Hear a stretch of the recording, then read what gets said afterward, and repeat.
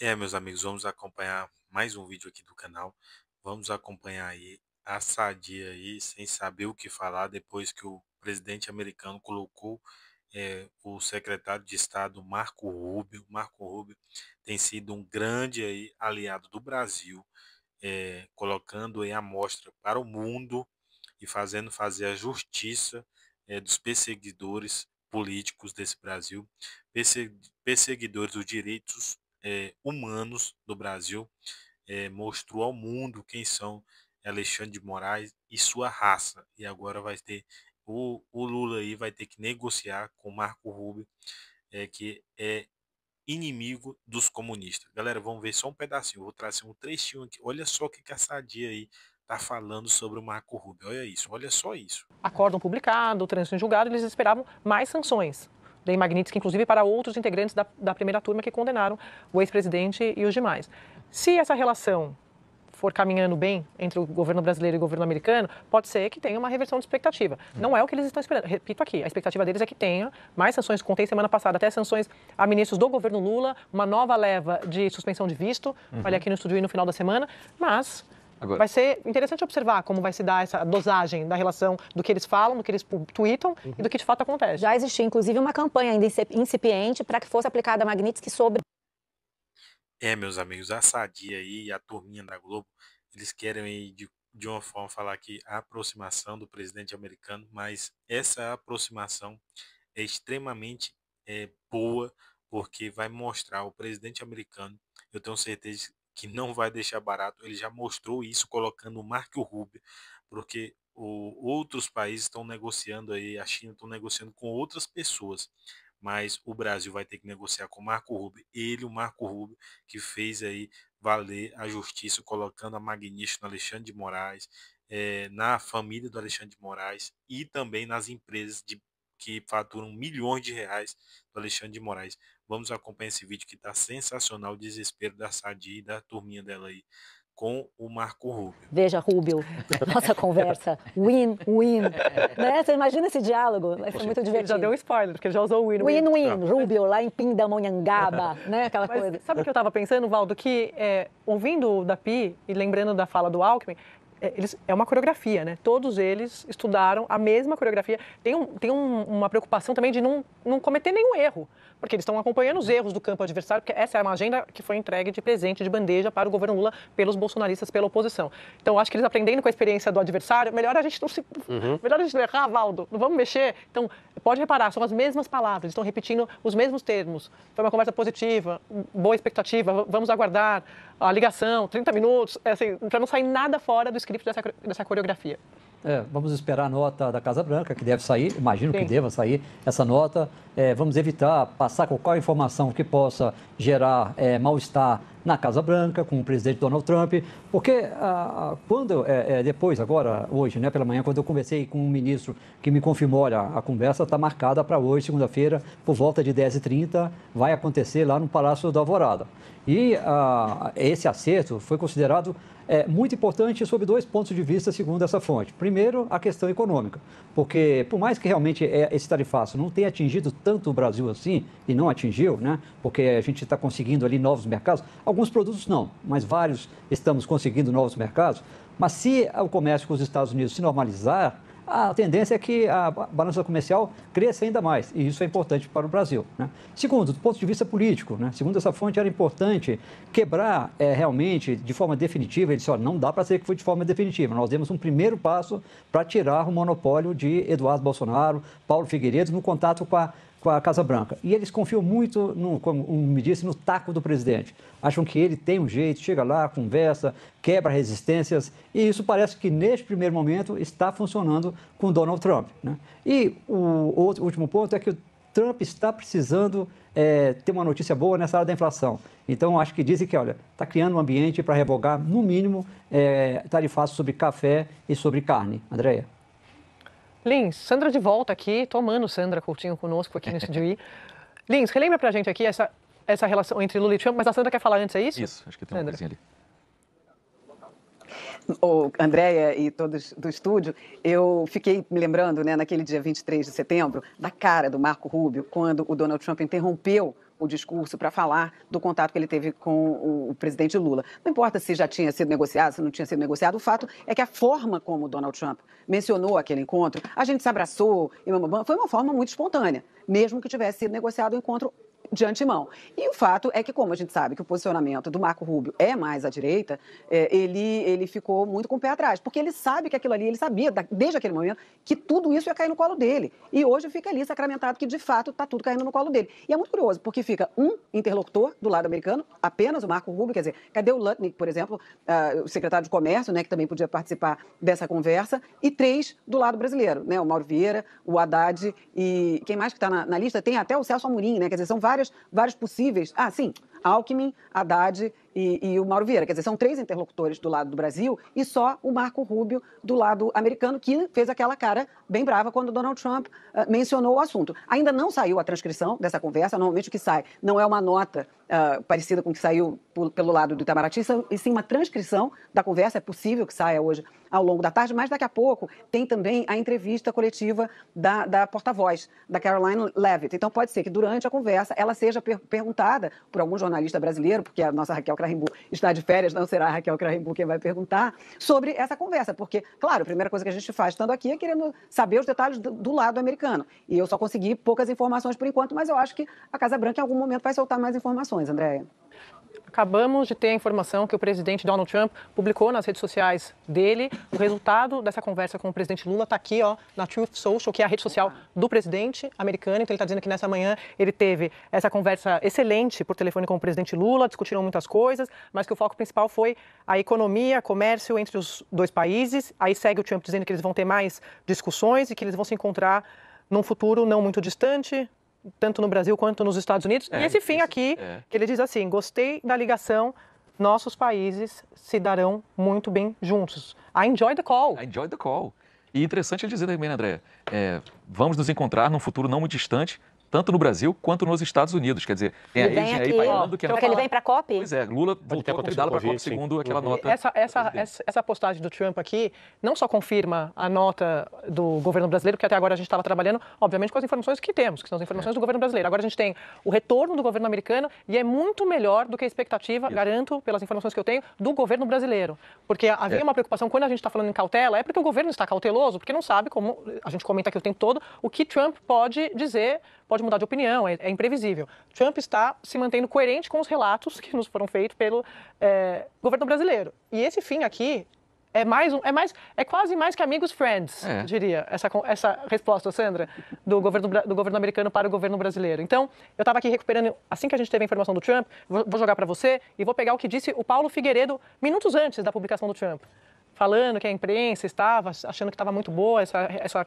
relação, tal. Eu vou pegar aqui as informações, vou jogar para você comentar essa publicação do Donald Trump. Não adianta, né, André? Quando tem uma química entre 2 chefes de Estado, não adianta que os assessores têm que dançar conforme essa música. São eles os maestros de qualquer relacionamento, né? Tanto que essa brincadeira que eu estava contando mais cedo, né? Essa história do telefonema do Emmanuel Macron direto pro Donald Trump. Poxa, libera aí, olha só, estou preso num bloqueio aqui de policiais aqui em Nova York. Isso é uma questão de química entre os dois. Nem todo presidente vai ter a mesma química com o Donald Trump. Donald Trump é uma pessoa que gosta de olho no olho. Quem lê a arte de fechar negócios, né, The Art of the Deal, que ele escreveu, ele fala isso, ele gosta de olhar no olho, ele gosta de apertar a mão, ele gosta de ter uma conversa franca, né, que leve a solução de impasses, de problemas, e aparentemente é isso que está acontecendo com o presidente Lula. A gente não poderia jamais imaginar, lá naquele iniciozinho de julho, 3 meses atrás, quando a diplomacia americana mandou a carta avisando que ia impor tarifas de 50%, que acabaria sendo a química entre os 2 presidentes que ia acabar com esse impasse criado pela pressão que o governo americano queria impor sobre a questão do julgamento do ex-presidente Jair Bolsonaro pela tentativa de golpe de Estado. Então, além de ter todo o interesse comercial que a gente noticiou aqui na Globo News, a JBS falando que precisava, né, continuar a exportar carne, o interesse dos Estados Unidos no café brasileiro, a dificuldade do Vietnã, que é o país que produz um café parecido com o Brasil, em suprir a demanda do mercado americano de café, que é gigantesca, tudo isso está em jogo. Mas se o contato dos 2 presidentes fosse tenso, fosse desagradável, não haveria esse relato do lado do Trump. O Trump é uma pessoa muito espontânea nesse sentido. A gente acompanhou claramente naquela conversa que ele teve, né, naquela interrupção do discurso que ele estava lendo ali na Assembleia Geral da ONU, foi um momento de espontaneidade. Por mais que o encontro tenha sido negociado com antecedência, ele falou de uma forma coloquial, de uma forma espontânea, descreveu o que tinha acontecido. E, de fato, o telefonema de hoje é uma extensão desse momento. Agora, o presidente Lula também, na nota do Itamaraty, ficou muito claro que ele se dispõe a vir aqui aos Estados Unidos. Porque, às vezes, numa cúpula que nem a da ASEAN, o presidente Donald Trump provavelmente vai ter vários encontros bilaterais, porque todo mundo quer exportar mais para os Estados Unidos nesse momento em que pelo menos 10% todos os países foram taxados. O presidente Lula vai ter esse encontro, provavelmente, na ASEAN, mas não quer dizer que seja um encontro que vai sanar todos os tópicos de conversa que Brasil e Estados Unidos querem ter nesse momento. Então, ainda há uma possibilidade, sim, de haver uma organização de uma viagem de Lula para visitar Donald Trump em Washington, e isso pode depender, inclusive, de como vai ser essa conversa na cúpula na Malásia. Enfim, é cada vez uma porta um pouquinho mais aberta. A primeira abertura foi ali no bastidor da Assembleia Geral da ONU. Hoje, essa porta se abre um pouco mais, e na Malásia vai ser aí um encontro, sim, entre os dois, e os dois países têm interesses em comum. O Brasil tem déficit com os Estados Unidos, isso é bom para os investidores americanos, é bom para os exportadores americanos, e todo mundo só sai ganhando com essa conversa, Andréia. Agora, deixa eu trazer aqui a anatomia de um desconhecimento completo da dupla Eduardo Bolsonaro e Paulo Figueiredo sobre essa ligação de hoje. Hoje cedo, como eu comentei para vocês, 9h01, a gente recuperou aqui, o Eduardo Bolsonaro foi às redes sociais dizer, olha, o Lula fica dizendo que não tem agenda, o que pode ser mais importante de conversar com o presidente americano. Uma conversa que já estava marcada, mas eles não sabiam, entre o presidente da República e o presidente americano Donald Trump, conversa marcada para as 10h30, isso 9h01 da manhã hoje. Aí o Paulo Figueiredo, aí veio a reunião, veio a nota do governo brasileiro e tudo que a gente está debatendo aqui para vocês. Aí, 13h15, horário Brasil, aqui que a gente está vendo, no Twitter, no X, né, ex-Twitter, o Paulo Figueiredo vai às redes sociais dizer que está em férias, mas que ele acordou com, ele chama embasbacado, vendo a imprensa, aí segundo ele aqui, né, nas palavras dele, comemorando, porque o Trump colocou o Marco Rubio em caps lock para negociar em caps lock em caixa alta com o Brasil. 0 de avanço. O grau de desconexão com a realidade é patológico. Como disse, a luz no fim do túnel é um trem. Isso, 13h15. Aí 13h, deixa eu pegar o do Trump. Aí, aqui, ó. 13h36.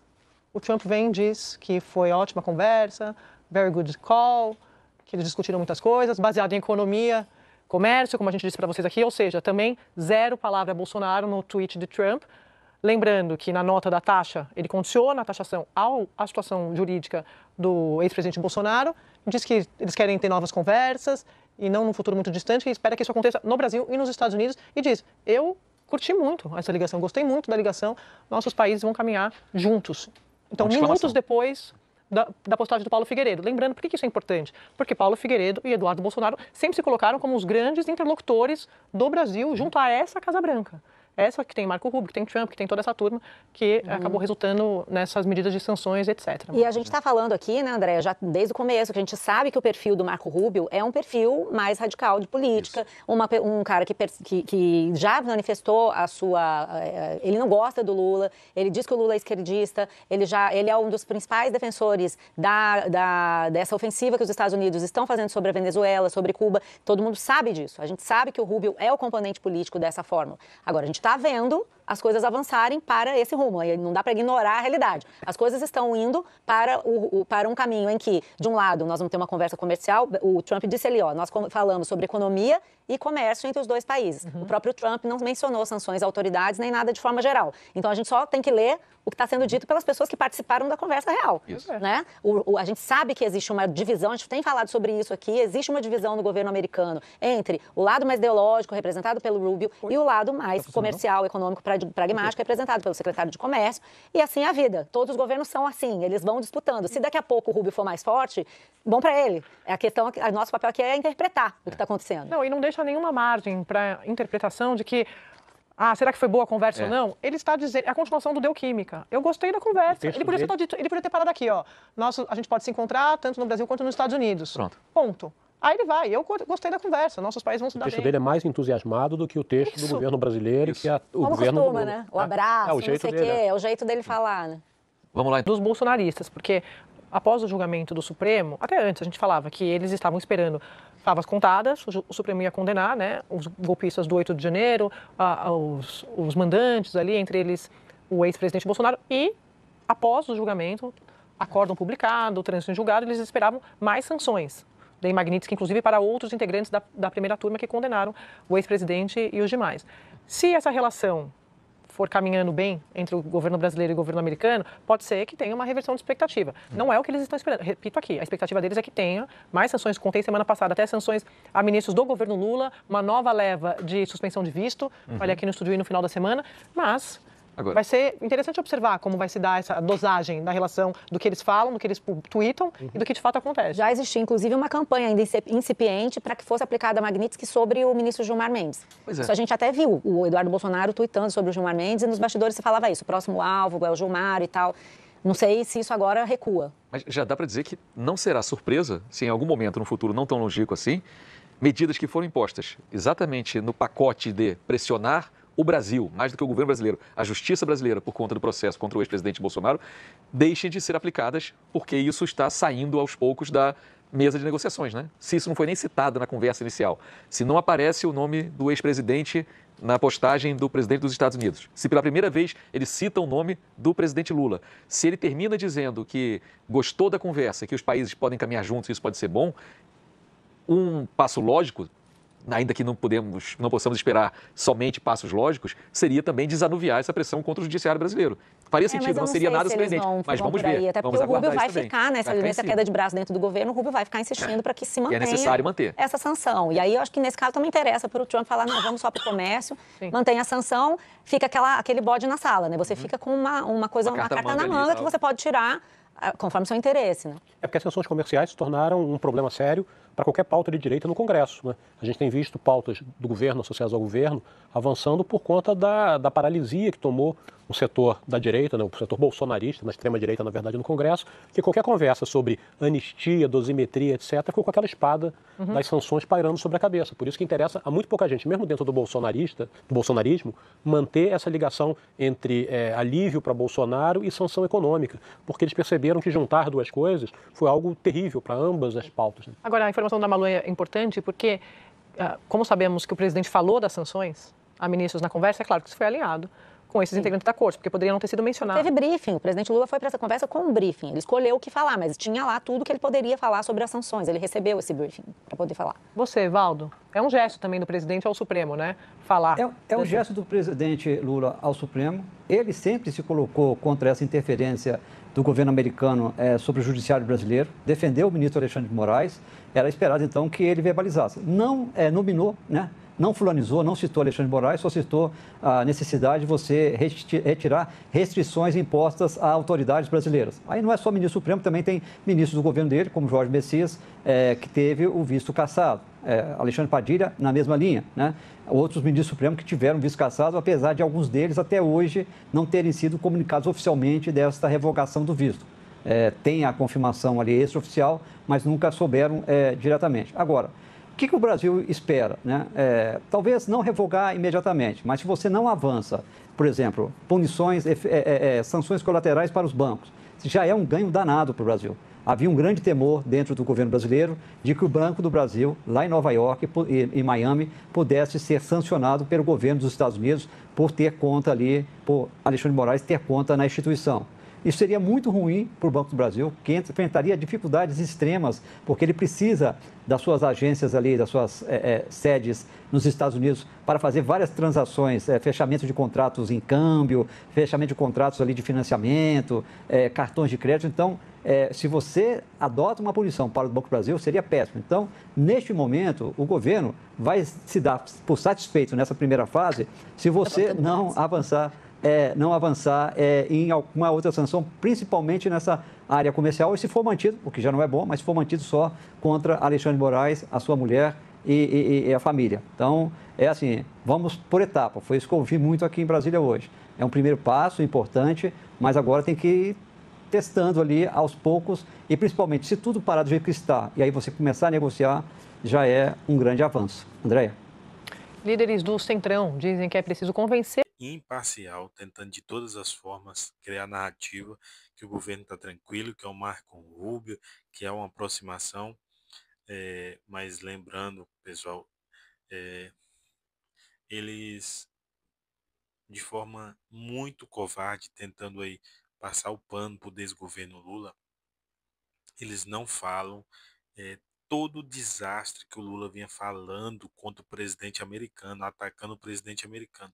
E vocês vão ver o que isso vai resultar. Já resultou. O Brasil foi prejudicado por conta de falas covardes do Lula e por conta da perseguição que está havendo ainda. Não cessou as perseguições, ainda não foi cessada. As perseguições políticas que estão sendo feitas pelo ali ou Alexandre de Moraes e uma cúpula covarde do STF. Vemos também eles não falando, como eu estava dizendo, eles não falando das falas do presidente Lula, atacando, chamando de imperador do mundo, que o Trump era o imperador do mundo, que o Trump era fascista, que ele ia lutar para criar uma nova moeda, que não ia negociar as negociações comerciais com outros países, não ia ser pelo dólar, que é a moeda escolhida. Para quem não sabe, o dólar foi escolhido. O Lula, em uma fala muito errada, assim, totalmente perdida, ele falou: quem que escolheu o dólar como moeda base para as negociações dos mercados internacionais? O próprio Brasil votou a favor da criação da moeda, da criação não, que seja o dólar, que fosse o dólar a moeda aí base para as negociações internacionais entre outros países, a moeda fosse o dólar. O Brasil foi um desses. É uma ignorância, a falta de não saber,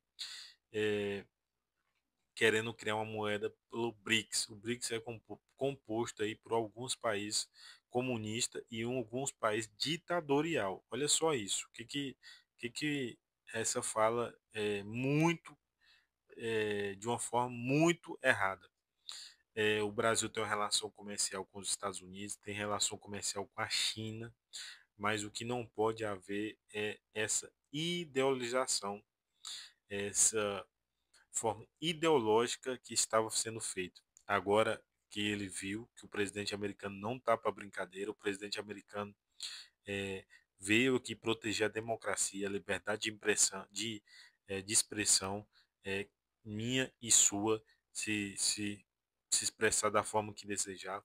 E vim aqui também contra, já estava ali de forma muito nítida a articulação para fazer aí